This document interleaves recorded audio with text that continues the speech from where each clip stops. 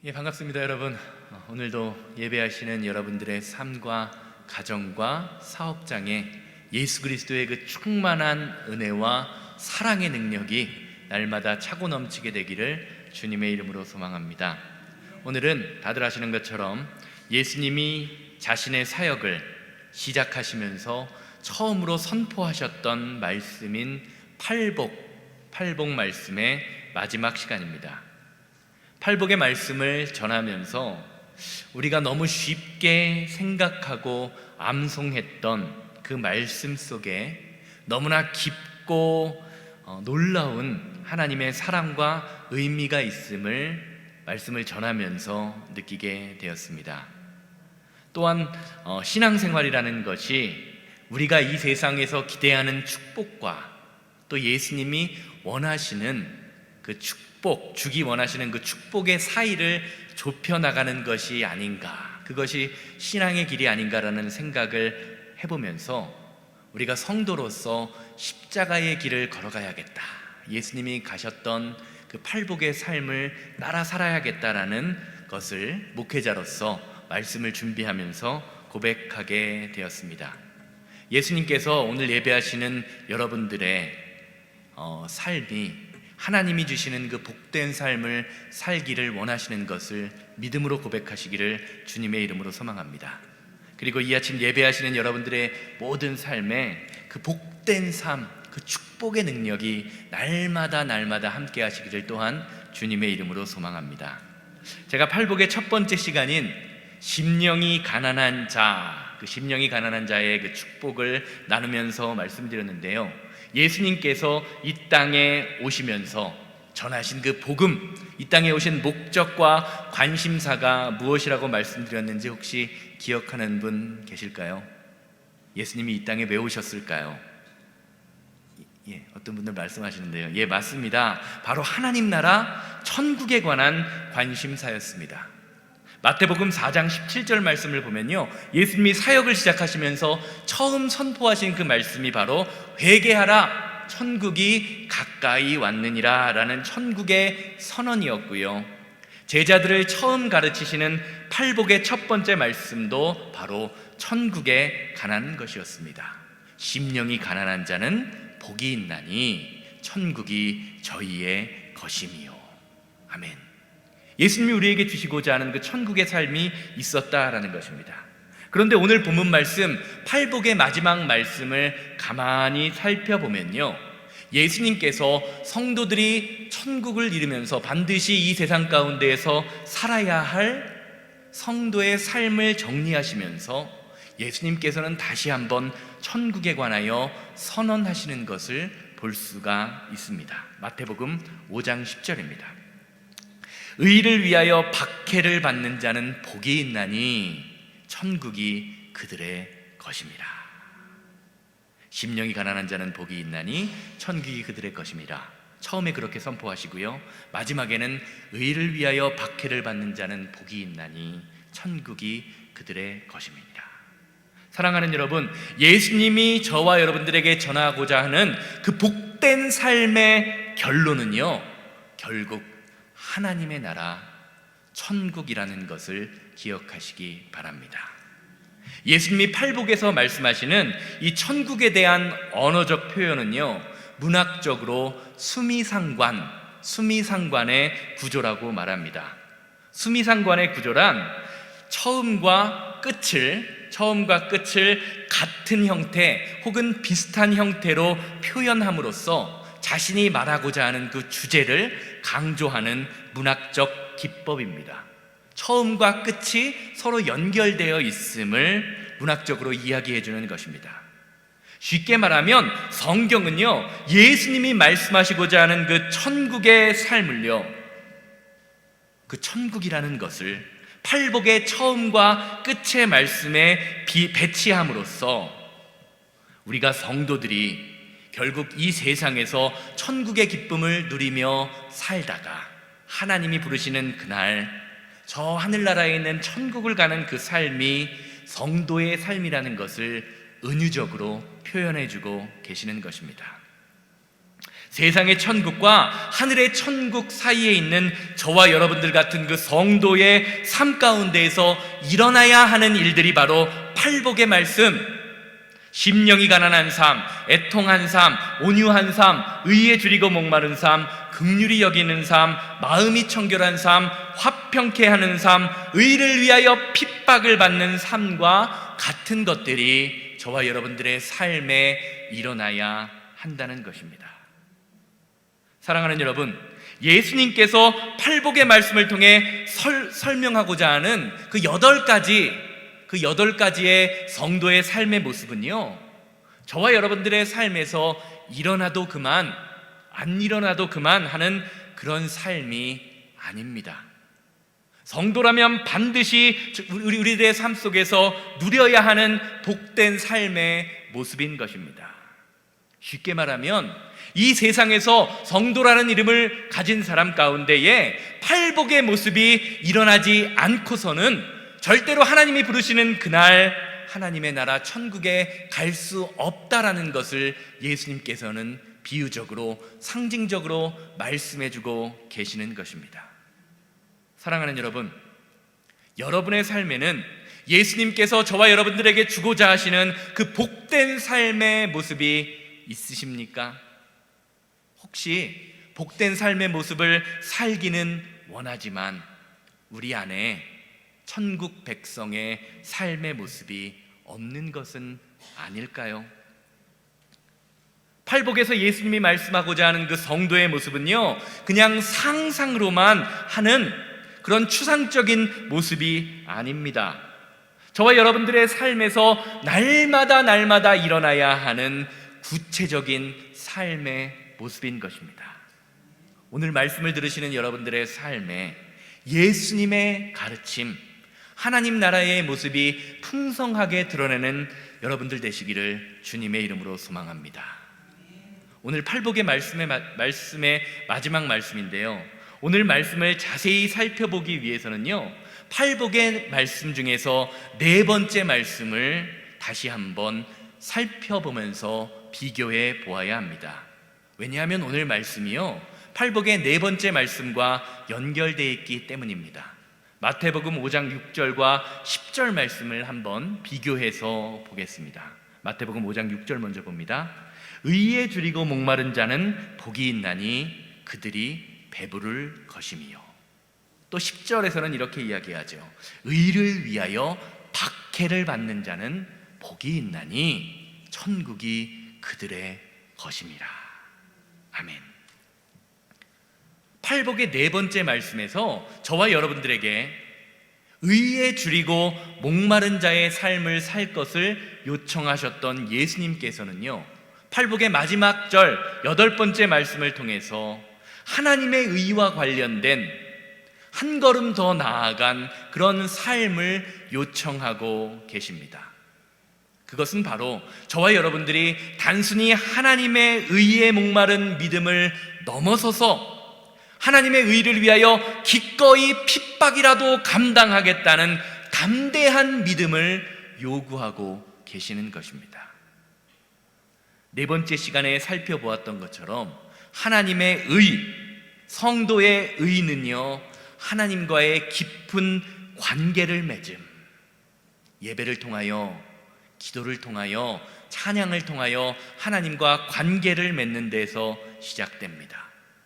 이런 점에서 오늘 본문 말씀이 말하는 성도가 의를 위하여 핍박받는다라는 말씀이 의미하는 것은요, 성도로서 하나님과의 관계가 깊어지면 깊어질수록 세상과의 관계는 어떻게 된다? 점점점 멀어질 수밖에 없다라는 것을 의미하는 것입니다.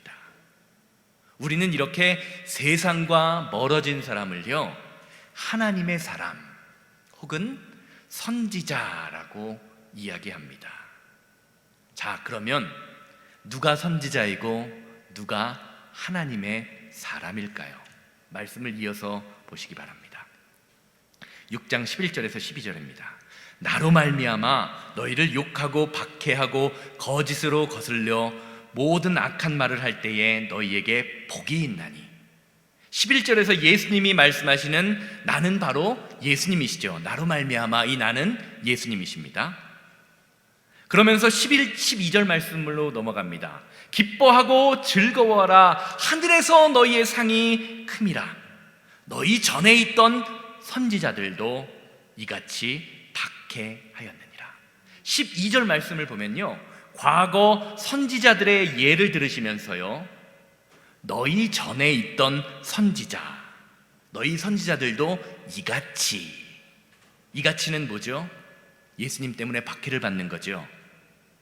그리고 이같이 박해를 받았다고 이야기하면서 너희 전에 있던 선지자라는 말을 합니다.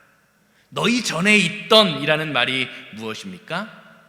지금 말씀을 듣고 있는 너희들도 바로 전에 있던 선지자와 같은 지금 이 시대에 살고 있는 선지자다라고 말씀해 주고 계시는 것입니다. 자, 이제는 좀 명확해지죠? 사랑하는 여러분, 누가 선지자입니까? 누가 하나님의 사람입니까? 지금 성경 말씀으로 보면요, 팔복의 말씀을 듣고 있는 제자들이 바로 선지자인 것입니다. 이 사건을 오늘 이 시간으로 확대해 보면요, 오늘 이 시간 예수님의 말씀을 이 목사의 입을 통해서 듣고 있는 저와 여러분들이 바로 전에 있던 선지자와 같은 선지자라는 것입니다. 믿어지십니까? 사랑하는 여러분, 성도는요, 하나님의 말씀을 듣고 전하는 선지자입니다. 목사만 선지자가 아니라 오늘 말씀을 듣고 예배하는 모든 성도님들이 바로 하나님 안에서 하나님 말씀을 전해야 하는 사명이 있는 사람들이라는 것입니다. 저와 여러분들을 통해서 우리의 가정에, 우리의 사업장에, 그리고 이 세상에 하나님의 말씀이 선포되고 증거돼야 한다는 것입니다. 다 같이 저를 따라해 주시기 바랍니다. 나는 하나님의 선지자다. 아멘. 나는 하나님의 선지자다. 예, 여러분이 선지자입니다. 옆 사람 보시고 한번 이야기해 주세요. 당신은 하나님의 선지자입니다.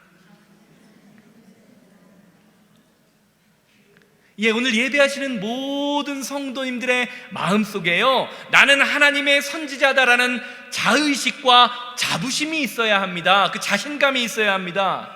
성도 안에 이런 자의식이 없이 나는 연약한 사람이야, 그래서 나는 믿음이 연약해서 나는 안 돼 라는 마음이 넘칠 때 우리 안에 나타나는 현상이 한 가지 있습니다. 그것은 바로 신앙생활에 조그만 유혹이나 핍박과 어려움이 올 때 그냥 포기해버리는 것입니다. 성도들이 이 땅을 살아가면서요, 고난과 핍박 그리고 어려움이 있는 이유는요, 세상과 다르게 살기 때문입니다. 다르게 살기 때문에 세상이 그것을 참아낼 수가 없는 것입니다. 아담과 이브의 아벨이 가인 자신의 형에게 죽임을 당한 이유는요, 믿음으로 살았기 때문입니다. 성경이 그것을 증거합니다. 히브리서 11장 4절 말씀을 보시기 바랍니다. 믿음으로 아벨은 가인보다 더 나은 제사를 하나님께 드림으로 의로운 자라 하시는 증거를 얻었으니 하나님이 그 예물에 대하여 증언하심이니라. 그가 죽었으나 그 믿음으로써 지금도 말하느니라.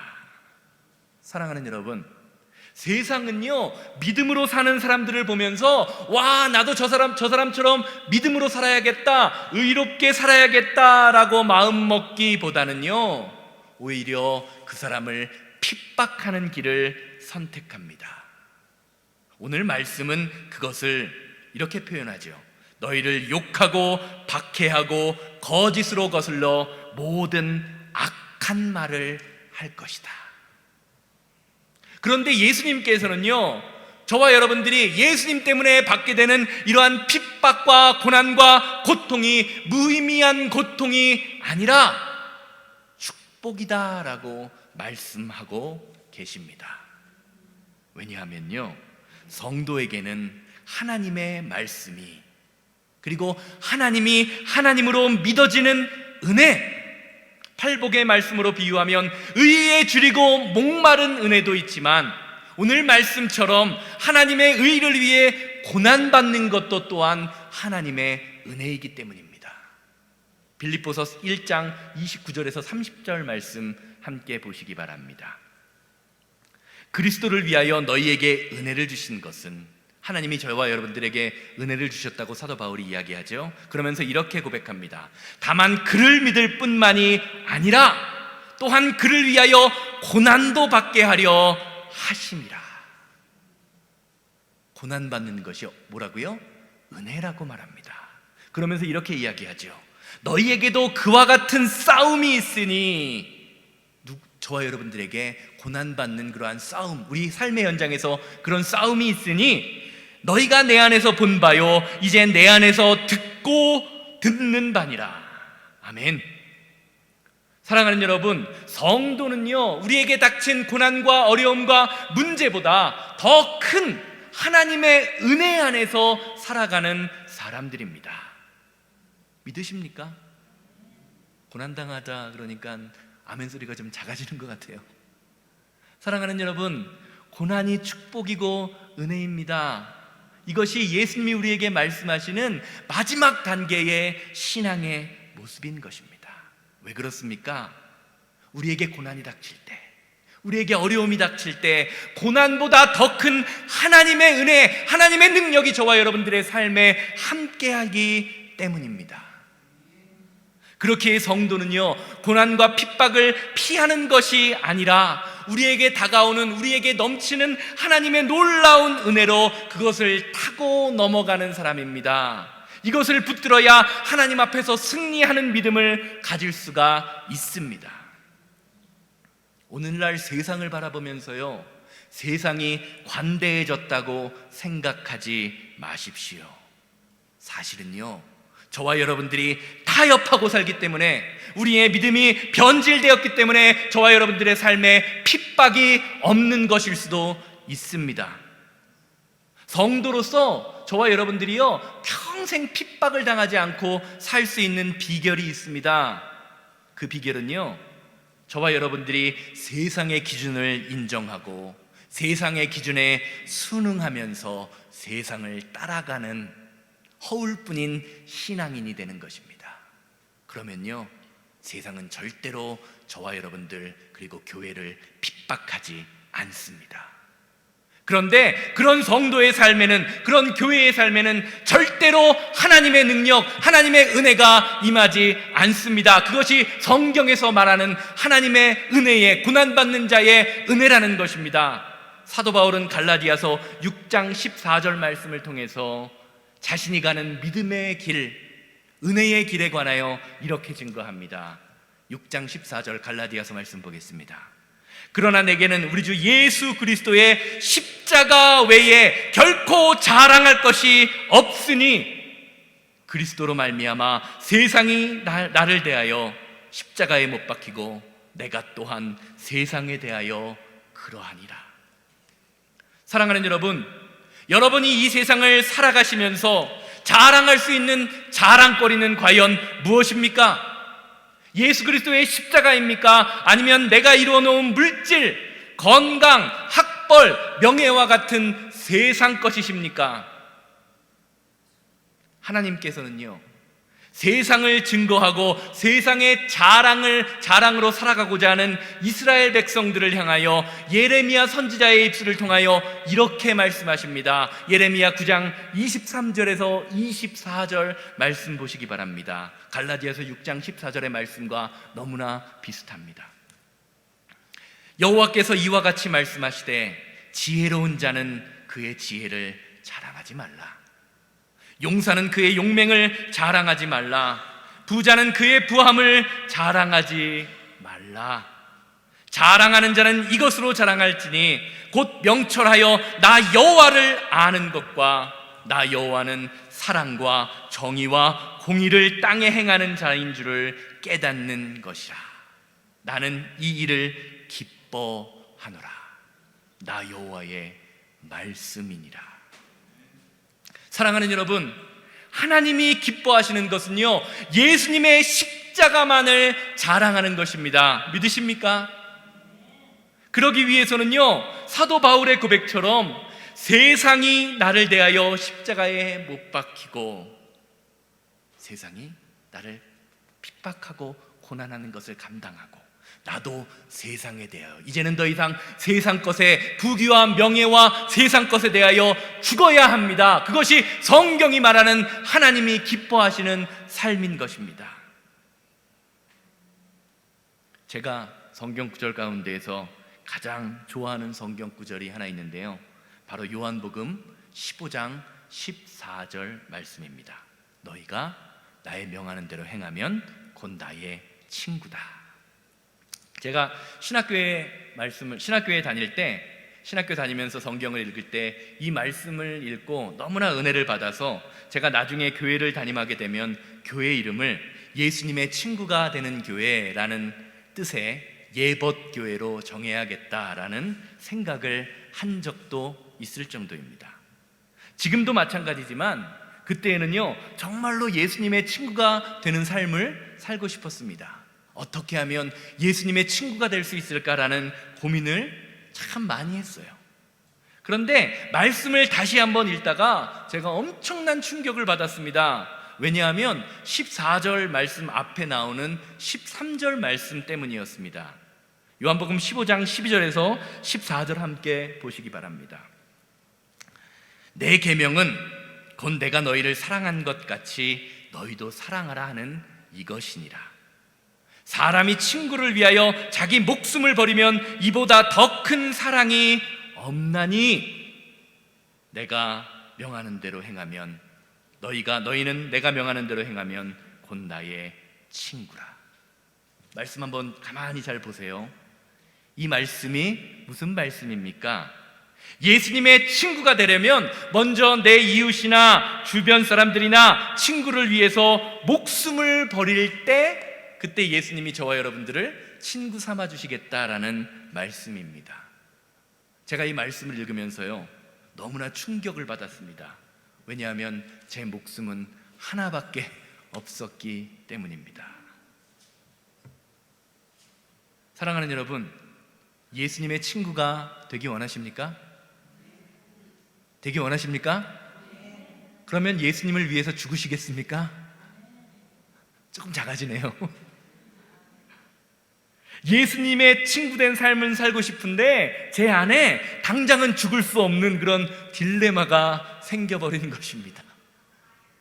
저랑 똑같은 거죠. 그러다가 고린도전서 15장을 읽으면서요, 목숨을 버린다라는 것이 무엇인지 예수님이 깨닫게 하셨어요. 고린도전서 15장 31절입니다. 형제들아, 내가 그리스도 예수 우리 주 안에서 가진 바 너희에 대한 나의 자랑을 두고 단언하노니 나는 날마다 죽노라. 아멘. 사랑하는 여러분, 예수님께서 저와 여러분들에게 원하시는 죽음은요, 우리의 목숨을 내어놓는 것이 아닙니다. 우리가 가지고 있는 죄의 본성인 옛사람을 죽이는 것입니다. 그리고 내 안에 계신 성령님을 힘입어서요, 오직 주님만 바라보는, 오직 말씀으로 살아가는 하나님이 지으신 새 사람을 입어야 합니다. 많은 성도님들이요, 나의 모든 것이 하나님의 것입니다, 나는 주님의 것입니다 라고 고백하는 것을 두려워합니다. 아니, 입술로는 그렇게 고백하지만 하나님께 완전히 복종하며 주님의 것으로 살아가기를 주저하는 경우가 많이 있습니다. 왜 그렇습니까? 하나님께 완전히 복종하면요, 내가 가지고 있는 좋은 것을 완전히 빼앗겨 버린다라고 생각하기 때문입니다. 성경을 한번 보십시오. 예수님께서는요, 친구를 위해 목숨을 버리면 그것이 가장 큰 사랑이다라고 이야기하시면서 어떻게 하시지요? 스스로 먼저 친구 되신 저와 여러분들을 위하여 자신의 목숨을 십자가에 내어주셨습니다. 사랑하는 여러분, 이것이 예수님께서 저와 여러분들을 사랑하시는 그 사랑의 방법입니다. 그런 점에서 예수님께서 우리에게 우리의 삶을 드리고 인생을 바치라고 하는 것은요, 저와 여러분들의 인생을 망치겠다라는 뜻이 아닙니다. 하나님이 인도하시는 인생으로 만들어주겠다는 하나님의 약속인 것입니다. 우리의 물질을 드리라고 하는 것은요, 저와 여러분들을 거지처럼 만들겠다고 하시는 약속이 아닙니다. 드려진 물질을 통하여 교회가 풍성해지고 많은 사람들이 풍성해지는 삶을, 그리고 그것을 통하여 나 또한 풍성해지는 삶을 경험하기 위하여 물질을 드리라고 하시는 것입니다. 오늘 말씀도 마찬가지입니다. 하나님께서 저와 여러분들에게 세상의 핍박과 멸시와 모욕을 견디는 것이 복되다라고 하시는 이유는요, 우리들의 고난 너머에 있는 하나님 나라를 저와 여러분들이 경험하기 원하기 때문인 것입니다. 그런데 우리는 어떻습니까? 나는 연약해, 그래서 나는 안 되라는 그 자의식, 선지자의 자의식이 없어서 날마다 실패하는 인생을 살아갑니다. 옛사람을 죽이지 못하고 옛사람을 붙들면서 그것이 나의 삶을 지켜줄 것인 것 마냥 살아가는 모습이 저와 여러분들의 삶 가운데 있다는 것입니다. 우리가 하나님의 말씀을 믿지 못해서 하나님께 순종하지 못한다면 과연 우리를 바라보시는 하나님의 마음이 어떠시겠습니까? 사랑하는 여러분, 성도는요, 하나님께 붙들린 사람입니다. 그냥 붙들린 사람이 아니라 완전히 꽉 붙들린 사람임을 기억하시기 바랍니다. 착각하지 마십시오. 지금 내 손에 있다고 해서 내 건강, 내 물질, 내 시간이 내 것이 아닙니다. 하나님의 것입니다. 이 말은요, 하나님께서 우리의 허락을 받으시고 우리의 것을 가져갈 수 있는 그런 분이 아니라는 것입니다. 아무리 우리가 주님 안 됩니다, 주님 이것은 안 됩니다, 이것은 내 것입니다 라고 애원한다고 해도 하나님이 정하시고 하나님이 결정하시면 결국 전부 사라져버리고 나는 것이, 많은 것이 저와 여러분들의 인생의 모습입니다. 그렇기에 우리는요, 내 것이라고 생각되는 우리 안에 내 자가 들어가고 있는 이 모든 것들을, 내 자녀, 내 물질, 내 사업, 내 명예, 내 건강, 내 시간, 내 자존심, 이러한 모든 것들의 소유권을 하나님 앞에 넘겨드려야 합니다. 그것이 가장 안전한 길이기 때문입니다. 하나님께 나의 모든 소유권을 이전하시고 세상으로 인한 염려와 걱정과 조바심과 낙심이 사라져버리는 그 인생이 오늘 예배하시는 여러분들 되시기를 주님의 이름으로 소망합니다. 여러분들의 감정을 드리십시오. 여러분들의 인생을 드리십시오. 감정을 드리면요, 우리의 삶에서 더 이상 섭섭한 마음, 억울한 마음이 사라져버립니다. 왜요? 내 감정이 내 것이 아니라 하나님의 것이기 때문입니다. 오늘 말씀처럼 오히려 우리에게 욕하고 박해하고 거짓으로 악한 말을 하는 사람을 볼 때에 기뻐하게 됩니다. 왜 그렇습니까? 이런 것들을 통하여 하나님이 나에게 주실 그 천국, 하늘의 상이 큰 것을 믿음으로 바라보기 때문입니다. 예수님 말씀하시잖아요. 하늘의 상이 크니라. 사랑하는 여러분, 성도는요, 이 세상의 상을 바라보는 사람이 아니라 하나님이 나에게 주시는 하늘의 상을 바라볼 수 있는 사람입니다. 하늘의 상을 바라보며 천국의 길을 걸어가는 삶, 이것이 천국의 삶이 아니면 과연 무엇이 천국의 삶이겠습니까? 결론적으로 말씀드리겠습니다. 로마서 12장 말씀은요, 오늘 맥락과 비슷한 말씀으로 우리의 마음을 어렵게 하고 힘들어하게 하는 세상을 대하는 성도의 자세에 관하여 이렇게 증거함을 보게 됩니다. 로마서 12장 19절에서 21절 말씀입니다. 내 사랑하는 자들아, 너희가 친히 원수를 갚지 말고 하나님의 진노하심에 맡기라 기록되었으니 원수 갚는 것이 내게 있으니 내가 갚으리라고 주께서 말씀하시니라. 내 원수가 줄이거든 먹이고 목마르거든 마시게 하라. 그리함으로 내가 숯불을 그 머리에 쌓아 놓으리라. 악에게 지지 말고 선으로 악을 이기라. 사랑하는 여러분, 성도가 악을 악으로 갚는 것은요, 당장은 이기는 것 같아도 결국에는 지는 것입니다. 왜요? 성도의 삶에 하나님이 드러나는 것이 아니라 나의 힘과 나의 능력이 드러나기 때문입니다. 진짜 이기는 방법은요, 나를 힘들게 하고 어렵게 하는 사람에게 선으로 대하는 것입니다. 세상을 보십시오. 많은 사람들이 성공을 추구하고 사람을 무시하면서 자기가 원하는 행복한 삶을 얻으려고 합니다. 그렇게 천국과 같은 세상을 꿈꾸지만 오히려 우리가 살아가는 이 세상은요, 더욱더 악해져만 가고 있습니다. 개인의 행복이, 개인의 삶이 무너지는 것을 넘어서 가정이 무너지고 교회가 무너지고 있습니다. 왜 그렇습니까? 악을 선으로 이기려고 하지 않고 악을 악으로 갚기 때문인 것입니다.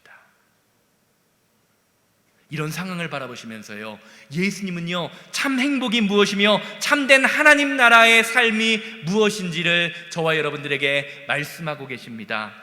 사랑하는 여러분, 한 자리에서 예배를 드려도요, 어떤 사람은 하나님을 만나고 돌아가고 어떤 사람은 구경만 하고 돌아갑니다. 저는 신앙생활을 하면서 그런 사람들을 참 많이 보아왔습니다. 같은 세월을 살아도요, 어떤 사람은 역사를 바꾸는 삶을 살지만 또 어떤 이는 허송세월을 하다가 하나님 앞에 돌아갑니다. 어떤 사람은요, 고난 가운데에서도 천국을 누리지만 어떤 사람은 풍족한 삶 가운데에서도 불평하고 좌절하며 살아갑니다. 여러분은 어떤 삶을 살기 원하십니까? 예수님이 우리에게 주시는 그 축복된 삶은요, 이 세상 사람들이 말하는 평안하고 부요한 삶, 풍족한 삶이 아닙니다. 심령이 가난한 삶, 애통하는 삶, 온유한 삶, 의에 줄이고 목마른 삶, 긍휼히 여기는 삶, 마음이 청결한 삶, 화평케 하는 삶, 의를 위하여 핍박받는 삶, 세상 사람들이 보기에는 못살고 찌질한 삶처럼 보이는 그런 삶 가운데 하나님이 원하시는 천국의 기쁨, 천국의 삶이 있다고 저와 여러분들에게 말씀하고 계시는 것입니다. 이런 점에서 성도는요, 의지적으로 나의 약함을 주장하며 하나님의 강함을 증거하는 사람입니다. 지금 이 시간 예수님께서요, 저와 여러분들을 참된 행복의 자리, 천국의 삶으로 초대하고 계십니다. 세상이 줄 수 없는 그 행복, 세상이 줄 수 없는 그 사랑의 능력을 저와 여러분들의 삶의 자리, 신앙의 자리에 허락하신 것입니다. 예수님이 허락하신 그 천국의 삶을 살 것인지 아닐지를 결정하는 것은요, 바로 여러분들의 몫인 것입니다. 어떤 삶을 살기 원하십니까? 천국의 삶입니까? 아니면 지옥과 같은 세상의 삶입니까? 기도하시겠습니다.